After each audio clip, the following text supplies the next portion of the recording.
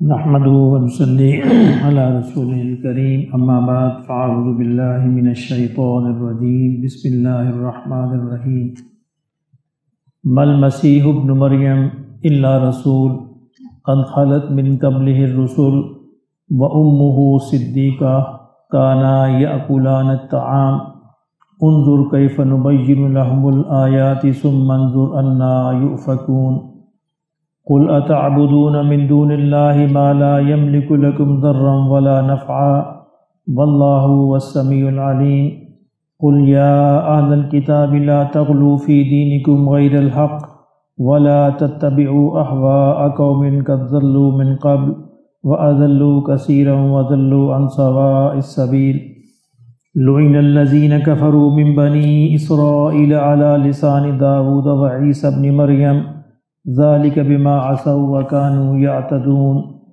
كانوا لا يتناهون عن منكر فعلوه لبئس ما كانوا يفعلون صدق اللہ العظیم۔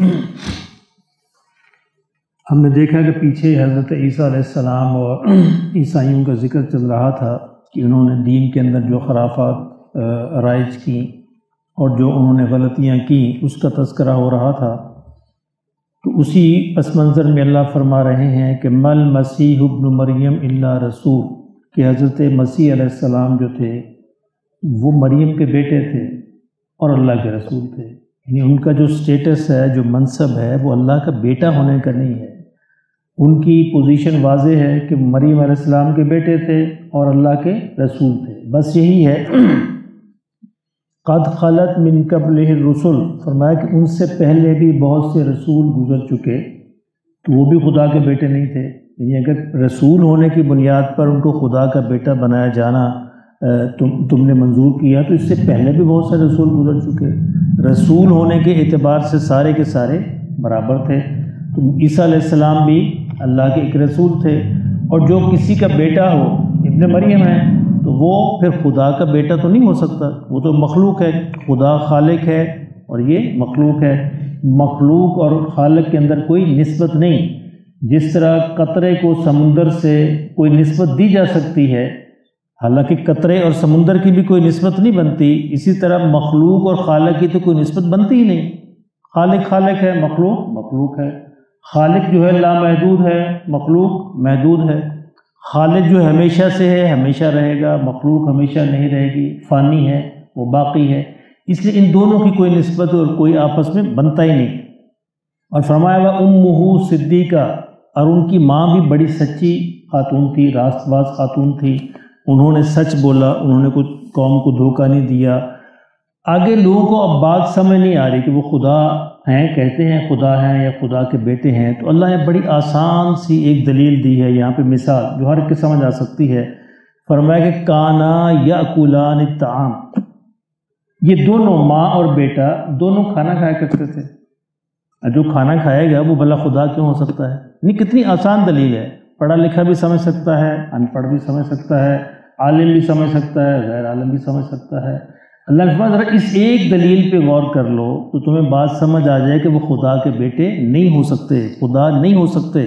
خدا کو کھانے پینے کی حاجت نہیں ہوتی، خدا کسی چیز کا محتاج نہیں ہوتا۔ اچھا، جس کو کھانے پینے کی حاجت وہ تو محتاج ہو گیا نا، کھانے پینے کا محتاج ہو گیا، کھانے کے بغیر وہ زندہ رہ نہیں سکتا۔ اور جو کھانے پینے کا محتاج ہے وہ دوسرے لفظوں میں اس کائنات کی ہر چیز کا محتاج ہے۔ وہ ہوا کا محتاج ہے، روشنی کا محتاج ہے، سانس لینے کا محتاج ہے، پانی کا محتاج ہے، ساری چیزوں کا۔ یہ ساری چیزیں جو کھانا پینا وہ کھاتا ہے، تو وہ ساری چیزیں یہ نہ ہوں گی تو وہ پیدا نہیں ہو سکتا، پیدا نہیں ہو سکتا تو کھانا نہیں بن سکتا، کھانا نہیں بن سکتا تو وہ بندہ ایگزسٹ نہیں کر سکتا۔ تو اللہ نے کہا کہ اگر اسی دلیل پہ غور کر لو تو نہ ان کی ماں خدا تھی، کیونکہ ماں کو بھی تم تین میں سے ایک کہتے ہو، اور نہ وہ خود خدا تھے، نہ خدا کے بیٹے تھے۔ کیوں نہیں تھے؟ کانا یاکلان الطعام، کہ وہ دونوں کھانا کھایا کرتے تھے، اور جو کھانا کھائے تو وہ ظاہر ہے کھانے کا محتاج ہو گیا، کھانے کے بغیر وہ زندگی اس کی گزر نہیں سکتی، اور جو محتاج ہو وہ کبھی خدا نہیں ہو سکتا۔ خدا کی قدرت ہی یہ ہے، خدا کی یعنی مالک کی یہ ہے کہ سب اس کے محتاج ہیں، وہ کسی کا محتاج نہیں ہے۔ اللہ الصمد، صمد کہتے ہیں اس ہستی کو ہے جس کے سب محتاج ہوں اور وہ کسی کا محتاج نہ ہو۔ انظر کیف نبین لہم الآیات، فرمایا ذرا دیکھو تو صحیح ہم تمہارے لیے آیتوں کو کیسے واضح کرتے ہیں، تمہارے لیے ہم کس طرح وضاحت کرتے ہیں۔ اگر اللہ نہ بھی واضح کرے تو کیا کر لو گے، اللہ تو مالک ہے، لیکن یہ اللہ کی شفقت ہے، رحمت ہے، محبت ہے انسانوں سے۔ فرمایا ہم تمہارے لیے آیتوں کو کس طرح واضح کرتے ہیں۔ ثم منظر، پھر دیکھو، انا یؤفکون، اس کے باوجود وہ پھر الٹے پھر جاتے ہیں، یعنی ہماری ساری دلیلوں، ہماری ساری وضاحت، ہماری ہر چیز کے باوجود ہمارا ان کی سرکشی کا عالم یہ ہے کہ یہ پھر الٹے پھر جاتے ہیں، پھر بات کو نہیں سمجھتے۔ آپ ان سے فرمایا قل، آپ ان سے فرما دیجئے، اتعبدون، کیا تم عبادت کرتے ہو، پوجا کرتے ہو، من دون اللہ، اللہ کے سوا کسی اور کی، یعنی اللہ کے سوا کسی اور کی عبادت کرتے ہو، کس کی، ما لا یملک لکم ضرا ولا نفع، تم ایسی چیزوں کی عبادت کرتے ہو جو تمہیں نہ کوئی نقصان دے سکتی ہیں نہ کوئی نفع دے سکتی ہیں۔ واللہ هو السمیع العلیم، اور اللہ جو ہے فرمایا کہ سننے والا اور جاننے والا ہے۔ اب انسانوں کا مسئلہ یہی ہے کہ وہ جس سے سارے کام بنتے ہیں اس ایک کو اپنا نہیں بناتے، اور وہ جن سے کچھ بھی نہیں ہو سکتا ان کو اپنا بناتے ہیں۔ اب یہ انسانوں کا المیہ ہے، یعنی انسان عجیب ہے۔ جیسے میں نے پچھلے جمعے میں عرض کیا تھا کہ انسان کی نگاہ اسباب کے اندر الجھ کے رہ جاتی ہے۔ انسان سمجھتا ہے کہ شاید بجلی یہ بلب دے رہا ہے، حالانکہ یہ بلب نہیں دے رہا، بجلی کہیں اور سے آ رہی، کہیں اور پیدا ہو رہی ہے، اور انسان بیچارہ اسباب کے اندر الجھ کر مسبب الاسباب کو بھول جاتا ہے کہ پیچھے اصل میں اس کی طاقت ہے۔ فرمایا کہ تم جن چیزوں کی پوجا کرتے ہو یہ چیزیں نہ تمہیں نفع دے سکتی ہیں اور نہ تمہیں نقصان دے سکتی ہیں۔ ایک مکھی تک تو یہ بنا نہیں سکتے، اللہ نے کہا کہ مکھی تمہارے کھانے سے کچھ چھین کے لے جائے ذرہ، اس کو تو تم واپس نہیں لا سکتے، تو یہ کیا کرتے ہو؟ عبادت کیا ہوتی ہے؟ یعنی ہم بھی پوجا کرتے ہیں، کس کی پوجا کرتے ہیں؟ مال کی پوجا کرتے ہیں، دولت کی پوجا کرتے ہیں، طاقت کی پوجا کرتے ہیں، اقتدار کی کرتے ہیں، آج کل سارے لوگ سیاست کی پوجا کرتے ہیں۔ کیوں؟ پوجا کرنا کیا ہوتا ہے؟ یعنی کسی کے حکم کو اللہ کے حکم پر ترجیح دینا، یعنی اگر کسی کے لیے ہم اللہ کے حکم کو قربان کر رہے ہیں اس کا مطلب ہم اس کی پوجا کر رہے ہیں، تو ہم نے اس کو ترجیح دے دی، پریفرنس دے دی، اوپر کھڑا کر دیا، اور جس کو ہم نے اوپر کھڑا کر دیا اس کو گویا سے اللہ سے اونچا کر دیا، اس کی ہم نے عبادت کی۔ تو یہی حال مسلمانوں کا بھی ہے، مسلمان بھی سمجھتے ہیں فلاں سے میرا کام بن جائے گا، فلاں سے بنے گا، فلاں نفع دے گا، فلاں نقصان دے گا، تو ان کی پوجا کرتے ہیں، ان کے پیچھے پیچھے چلتے ہیں، ان کی ہر جائز ناجائز بات کو مانتے ہیں، یعنی کسی سے اس امید پر اس کی ناجائز بات کو مان لیا کہ اس سے میرا کام بن جائے گا، تو گویا اس نے اس کو اللہ پر ترجیح دے دی، اور جس کو ہم اللہ پر ترجیح دیتے ہیں وہ بت ہوتا ہے۔ یعنی بت کس کو کہتے ہیں؟ یعنی جس کے لیے انسان جو ہے اللہ کے حکم کو قربان کر دے، وہ لازمی نہیں کہ بت کسی شکل کا نام ہو، بت جو ہے بغیر شکل کے بھی ہوتے ہیں، جس سے ہمارے بت ہیں، دولت ہے، شہرت ہے، اقتدار ہے، طاقت ہے، قوت ہے، یہ ساری چیزیں۔ تو یہ اللہ نے فرمایا کہ یہ کسی کو نہ نفع دے سکتی ہیں نہ نقصان دے سکتی ہیں اللہ کے حکم کے بغیر۔ ساری کی ساری چیزیں کائنات میں اپنا نفع اور نقصان دینے میں اللہ کے حکم کی محتاج ہے۔ اللہ چاہے گا تو نفع ملے گا، چاہے گا تو نقصان دیکھے گا۔ ساری کائنات مل کے چاہے کہ کسی انسان کو ایک نفع پہنچا دے، اللہ نہ چاہے نہیں دے سکتے۔ اب دیکھنا پوری مصر کی حکومت، پورے فرعون کا اقتدار، قوت اس بات پہ لگا ہوا تھا کہ وہ بچہ پیدا نہ ہو جس نے فرعون کی حکومت تباہ کر دی۔ ہزاروں بچوں کو قتل کروایا محض اس وجہ سے۔ اللہ نے کہا کر لو جو کرنا ہے، تمہارے اپنے گھر میں پلا کے دکھاؤں گا۔ یعنی اللہ اکبر، اللہ کی شان ہے۔ وہ بچہ پیدا بھی ہوا اور جس کے لیے وہ ہزاروں کو قتل کر رہا تھا اس کو اپنے گھر میں پالنے پہ بھی اللہ نے مجبور کیا کہ خود اپنے ہاتھوں سے پالو۔ مالک ہے، مالک الملک ہے، یہ قدرت ہے، قادر مطلق ہے، جو چاہے جب چاہے جس طرح چاہے کر سکتا ہے۔ اس پہ اگر ہم یقین کر لیں موت سے پہلے تو اس میں ہماری بھلائی ہے۔ ہمارے یقین بھی کمزور ہیں، یہ اس بات کو بار بار دہرانا اس لیے پڑتا ہے کہ بار بار کہنے سے انسانوں کے یقینوں پر فرق پڑتا ہے۔ جس چیز کو بار بار دہرایا جائے ذہن پر اثر انداز ہوتی ہے، اور جب ہزاروں دفعہ زبان دہراتی ہے نا، پھر کہیں جا کر دل ایک دفعہ مانتا ہے اچھا ٹھیک۔ اس لیے جس بات کو انسان بار بار سنے تو پھر انشاءاللہ ایک دن آئے گا کہ اس پر اثر بھی دل پر ہونا شروع ہو جائے گا۔ اللہ نے کہا کل یا اہل الکتاب، اے اہل کتاب، لا تغلو فی دینکم، اپنے دین کے اندر غلو نہ کیا کرو، زیادتی نہ کیا کرو، باتوں کو بڑھایا نہ کیا کرو، بدعات نہ پیدا کیا کرو۔ بدعت کیا ہے؟ غلو پیدا کرنا ہے، نئی چیز بنا دینا ہے دین کے اندر جو دین کے اندر موجود نہیں۔ یہ غلو ہے، زیادتی ہے، یعنی دین کے اندر کمی اور زیادتی دونوں ناجائز ہیں۔ کیوں کہ دین مکمل ہو گیا۔ الیوم اکملت لکم دینکم واتممت علیکم نعمتی ورضیت لکم الاسلام دینا۔ اللہ نے اعلان فرما دیا، حضور صلی اللہ علیہ وسلم نے آخری خطبے کے اندر اس کو واضح فرمایا کہ دین مکمل ہو گیا، اب اس کے اندر نہ کوئی کمی ہو سکتی ہے نہ اضافہ ہو سکتا ہے۔ تو ان کا مرض بھی یہی تھا، یہود و نصارہ کا مرض بھی یہی تھا کہ یہود جو ہے کمی کرتے تھے، نصارہ اضافہ کرتے تھے۔ اس نے فرمایا کہ لا تغلو فی دینکم، اپنے دین کے اندر اضافہ نہ کرو، غلو نہ کرو، غیر الحق، ناحق قسم کا جو اللہ کی طرف سے نہیں ہے۔ ولا تتبعوا اہواء قوم، اور ایسی قوم کی خواہشات کی پیروی نہ کرو، قد ضلوا من قبل، تم سے پہلے ہی گمراہ ہو چکی، واضلوا کثیرا، اور انہوں نے بہت سے کو گمراہ کیا، وضلوا عن سواء السبیل، اور سیدھے راستے سے بھی بھٹک گئے۔ اچھا مسلمان بھی ایسا کرتے ہیں۔ اب دیکھیں نا کہ یہ نعت جو مرلہ ہے، نعت کا پڑھنا بڑا مبارک کام ہے، اچھا کام ہے، نبی صلی اللہ علیہ وسلم کی تعریف ہے، لیکن نعت کے اندر ایسی باتیں کی جاتی ہیں کہ گویا نبی صلی اللہ علیہ وسلم کو اللہ سے ملا دیا جاتا ہے۔ یہ غلو ہے، یعنی اللہ اللہ ہے، نبی نبی ہے، اس میں کوئی شک نہیں کہ بعد از خدا بزرگ توئی قصہ مختصر، کہ اللہ کے بعد سب سے محترم ہستی ہے کائنات میں وہ آقا دو عالم صلی اللہ علیہ وسلم ہے، لیکن بہرحال وہ مخلوق ہے، وہ خالق ہے۔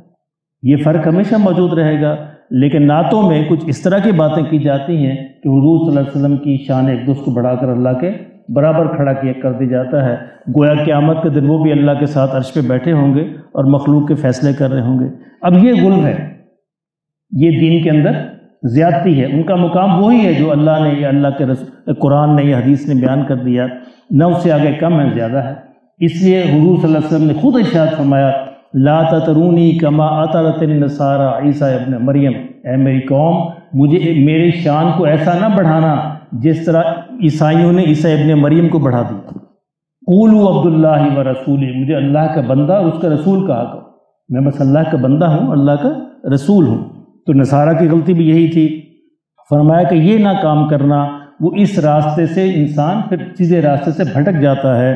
لعن الذین کفروا من بنی اسرائیل، کہا کہ بنی اسرائیل میں سے جن لوگوں نے کفر کیا اللہ نے ان پر لعنت کی، علی لسان داؤد، داؤد علیہ السلام کے ذریعے بھی ان کی زبان سے بھی لعنت کہلوائی ان پر، وعیسیٰ ابن مریم، اور عیسیٰ ابن مریم کی زبان سے بھی لعنت ان پر کہی گئی کہ جنہوں نے بنی اسرائیل میں سے یہ کفر کیا تھا۔ ذالک بما عصوا وکانوا یعتدون، اس لیے کہ انہوں نے نافرمانی بھی کی اور اپنے دین کے اندر زیادتیاں بھی کی۔ کانو، ایک زیادتی یہ تھی کہ وہ بڑھاتے تھے، ایک زیادتی اور کیا تھی؟ کانو لا یتناہون عن منکر فعلوا، کہ وہ آپس میں ایک دوسرے کو برے کاموں سے منع نہیں کرتے تھے، یہ بھی جرم تھا ان کا۔ یعنی یہ صرف یہی نہیں ہوتا کہ انسان جو خود نیک کام کرے، اس کے ذمے یہ بھی ہے کہ جہاں برا کام دیکھے اس کو تدبیر کے ساتھ آسن طریقے سے اس کو منع کرنے کی کوشش کرے۔ فرمایا کانو وہ تھے لا یتناہون، آپس میں ایک دوسرے کو منع نہیں کرتے تھے، ام منکرین، کسی منکر سے، کسی برائی سے، کسی برے کام سے، فعلوا، جو وہ کرتے تھے، لبئس ما کانوا یفعلون، فرمایا کتنا ہی بری بات تھی جو وہ کرتے تھے۔ یعنی بری باتوں سے نہ روکنا یہ خود بذات خود کتنی بری بات ہے جو وہ یہ کام کیا کرتے تھے۔